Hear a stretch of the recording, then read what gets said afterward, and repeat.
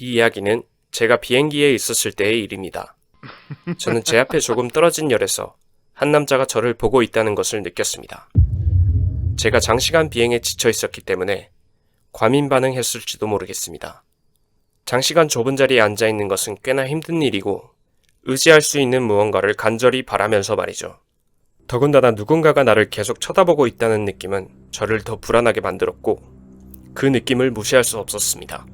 제가 비행기에 탑승했을 때 그는 이미 자리에 앉아 있었고 전 비행기가 정말 싫습니다.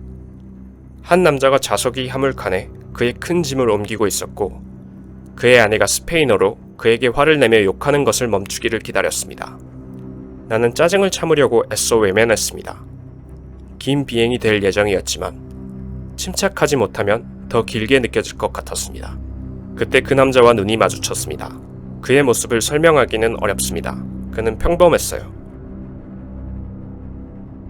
눈에 띌 만한 것도 없고 기억에 남는 것도 없어요. 평범한 갈색 머리, 평범한 갈색 눈, 너무 마르지도 너무 뚱뚱하지도 않아요. 이렇다 할 매력도 못 느꼈습니다. 슬퍼 보이는지도 행복해 보이는지도 알 수 없는 표정. 그냥 아주 평범했습니다. 그럼에도 저는 살짝 미소를 지었습니다. 우리 모두 장시간 여행에 지쳐있는 여행객이잖아요. 그렇지 않나요? 그는 전혀 웃지 않았습니다. 자기 휴대용 짐을 앞좌석 밑에 밀어넣으려고 했습니다. 저는 잠시 그를 지켜봤고 제가 다시 주위를 둘러봤을 때 그 눈에 띄지 않는 남자가 저를 쳐다보고 있었습니다. 아까와 같은 멍한 표정이었어요. 미간에 살짝의 표정 변화가 있는 것만 빼면 어떤 감정인지 알 수 없었습니다. 그가 어떤 생각을 하는지 잘 모르겠지만 저에게 조금 관심이 있어 보였습니다. 그 남자를 뒤로하고 사람들이 각자 제자리에 찾아 들어가기 시작했고 저 또한 제자리를 찾아 가방과 지갑을 내 머리 위쪽에 싣고 나서 음악을 들으면서 내가 통제할 수 없는 상황이 오면 어떡하지? 라고 생각하며 공포에 너무 휩싸이지 않으려고 노력했습니다. 저는 통로 쪽 좌석에 앉았고 사람들이 일제히 비행기로 들어왔을 때 그의 손가락이 팔걸이를 두드리는 것을 볼 수 있었습니다. 짐 사이로 얼핏 얼굴을 돌려 나를 보려고 하는 모습이 보였지만 비행기가 뜨고 나서는 그러지 않았습니다. 그래도 처음 본 사람한테 낯선 곳에서 짜증을 낼 수는 없잖아요. 한 번은 제 쪽을 힐끗 쳐다보긴 했는데 그 뒤로 핸드폰을 만지기 시작하더니 쳐다보지 않았습니다. 저는 그가 어디에서 왔는지 알 수 없었고 토론토에서 상파울로로 가는 직항이었기 때문에 대부분의 승객들이 브라질 관광객이었거나 나와 같은 이민자들이었습니다. 그 남자는 이민자처럼 보이진 않았으니까 아마 브라질 사람일 것 같았습니다. 어쩌면 전화기를 더듬는 걸 보면 아마 그는 저처럼 비행에 불안을 느끼는 승객일 수도 있겠습니다. 저만큼 비행기를 타는 걸 싫어하고 추운 캐나다 겨울을 피해 브라질로 가고 있는 사람일 수도 있겠죠. 그리고 그때 저는 그의 전화가 꺼져 있다는 것을 깨달았습니다. 그는 적어도 1시간 동안 화면을 이리저리 기울이며 핸드폰을 만지는 척을 했지만 화면은 아무것도 켜있지 않았습니다. 그는 헤드폰이나 에어팟을 끼지 않았고 확실히 게임을 하고 있지는 않았습니다. 그는 심지어 영화도 보고 있지 않았습니다. 지난 1시간 동안 그는 나를 보기 위해 그의 전화기를 거울로 사용하고 있었습니다. 어쩌다 보니 제가 그가 유일하게 관심 있게 보는 대상이 된 거죠.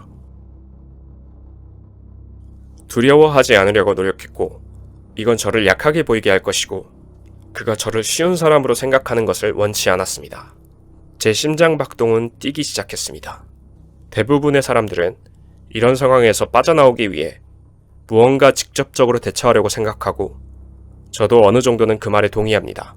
하지만 이 상황은 지하철에서 술 취한 미친놈이 제 치마 밑에 손을 넣으려고 한 게 아니에요. 전 그 남자가 무슨 짓을 하고 있는지도 확실히 알지도 못하고 그리고 내가 가장 원하지 않았던 건 제가 과민 반응해서 미친 여자처럼 보이지 않는 거예요. 조심히 제 지갑을 움켜쥐고 비행기 뒤쪽 화장실을 향해 걸어갔지만 들어가지는 않았습니다. 대신 나는 승무원을 찾기 위해 선실을 찾았습니다. 자리를 바꿀 방법이 있나요? 제가 물었고 승무원은 바빠 보였습니다. 빈자리가 별로 없어서 약간 짜증이 난 표정이었습니다. 제가 이유를 설명하니까 26H에 있는 남자분 말씀인가요? 저는 조금 안심이 되었습니다. 만약 승무원이 이 사실을 알아차렸다면 조금 상황이 나아질지도 모르니까요. 예, 맞습니다. 승무원의 가벼운 짜증이 의심으로 변하고, 그러자 승무원은 비행기 뒷좌석에 빈자리가 있는 것 같다고 말했습니다. 저는 승무원에게 감사 인사를 하고 맨 마지막 줄로 제 자리를 바꿨습니다. 난기류 때문에 속이 메스꺼울 것 같긴 했지만 적어도 나와 저 소름 끼치는 사람 사이에 거리를 둬야 안전할 것 같았습니다. 저는 자리를 잡고 휴대폰으로 재미있는 팟캐스트도 들었죠. 이윽고 천천히 내 자신이 편해지는 것을 느꼈습니다. 저는 잠에 들기까지 했죠. 얼마 후 다시 눈을 떴는데 이런, 제 심장은 미친 듯이 뛰었습니다. 그가 또 저를 쳐다보고 있었고 이번엔 대놓고 저를 쳐다보고 있었습니다. 복도 반대편에서 잠든 다른 승객들의 머리 너머로 절 쳐다보고 있었어요. 잠든 척하는 게 더 현명했을지도 모르지만 가만히 있는 것보단 나을 것 같아서 무슨 일이죠? 라고 강하게 큰 소리로 물었더니 승객 두어 명의 시선이 저를 향했습니다. 승무원이 그를 향해 걸어왔지만 그 남자는 꿈쩍도 하지 않았습니다. 그는 여전히 내 눈을 보고 미소를 지었습니다. 그 미소는 그가 처음으로 나에게 보인 표정 변화였고 저는 그것이 마음에 들지 않았습니다.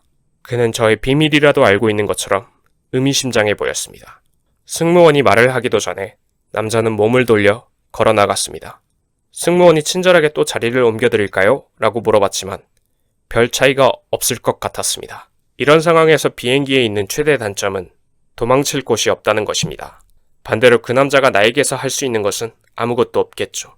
착륙하기 4시간 전이었고 그때까지 그 남자는 저를 더 이상 괴롭히지 않았고 저도 자리를 옮기진 않았습니다. 우리가 착륙한 후 저는 그를 내 시야에 두기 위해 다른 사람들이 비행기에서 내리기를 기다렸습니다. 비행기 뒤편에서 그가 떠날 때 주황색 셔츠를 언뜻 볼 수 있었지만 그는 한 번도 뒤돌아보지 않았습니다. 그가 떠나고 마침내 다른 승객들도 다 자리를 떴을 때 저는 승무원에게 감사 인사를 하고 제 원래 자리로 돌아가 제 기내짐을 찾아왔습니다. 3시간 뒤 출발하는 제 다음 비행기를 타기 위해 서두르지는 않았습니다. 과르로스 국제공항은 제가 본 공항 중 가장 형편없는 공항 중 하나입니다. 일단 짐을 찾고 나서 세관을 통과한 후 짐을 다시 검사하고 국내선을 타기 위해 다시 공항 반대편으로 가야 합니다. 그 모든 절차를 거치면 적어도 1시간은 걸리죠. 탑승객 수에 따라서 시간은 달라지겠지만요. 그놈이 다시 보이지 않고 한시름 걱정을 놓나 싶었는데 좌석 위 짐칸에서 캐리어를 들고 나오면서 저는 더 심각해졌습니다. 제 모든 개인정보, 이름, 전화번호, 주소가 적힌 태그가 없어진 거죠. 누군가 절 찾으려고 하면 얼마든지 찾을 수 있어요. 이게 3주 전 이야기이고 토론토에 돌아가는 비행기를 다시 타려고 하는데 집에 돌아가는 게 너무 무섭습니다. 1월쯤에 저는 정말 친한 친구 가족들과 함께 워싱턴 DC에 갔습니다.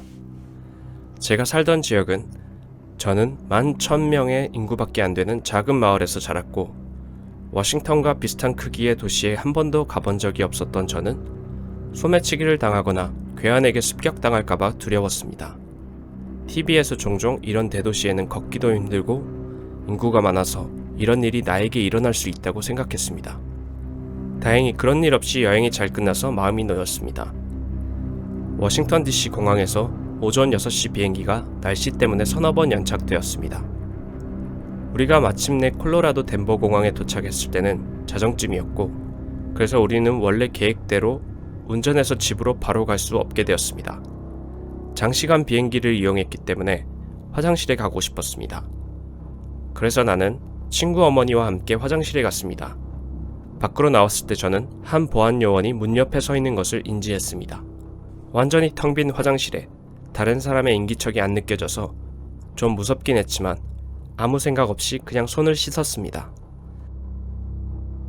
10초쯤 지나고 변기물이 내려가는 소리가 들려왔고 친구의 어머니가 아닌 검은색 옷에 후드를 뒤집어 쓴 남자가 나타났습니다.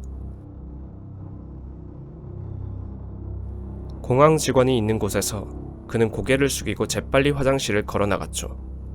공항 직원은 그를 따라가 여기는 여자 화장실입니다. 그때는 장시간의 비행에 힘들어서인지 아무렇지 않게 넘어갔죠. 검은색 옷에 후드를 뒤집어 쓴 남성이 여자 화장실에서 아무렇지 않게 나왔는데 사실 그건 꽤 위험한 상황이었다는 걸 지금에서야 인지했습니다.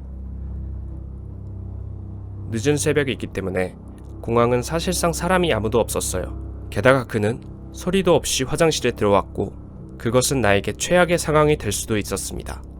발소리나 다른 인기척도 들은 기억이 없고 솔직히 화장실도 전혀 안 씻었을 것 같고 그냥 변기 내리는 척 한 것 같습니다. 저는 이것을 유심히 본 경비원에게 마음속으로 감사했습니다. 제가 납치, 살해, 강간 같은 끔찍한 사건에 휘말릴 뻔 했던 거죠. 저는 힘없는 여자이고 그 남자는 저를 쉽게 덮칠 수도 있었죠. 저는 경비원이 그에게 말을 걸 때까지 제대로 그를 보지도 못했습니다. 제가 그를 보았을 때 저는 그 수상한 남자에게서 정말 소름 끼치는 느낌을 받았고 그는 저를 실제로 쳐다보지도 않았습니다. 전 제 친구나 가족에게 이 사실을 말하지는 않았지만 하마터면 끔찍한 일을 겪었을 수도 있었습니다.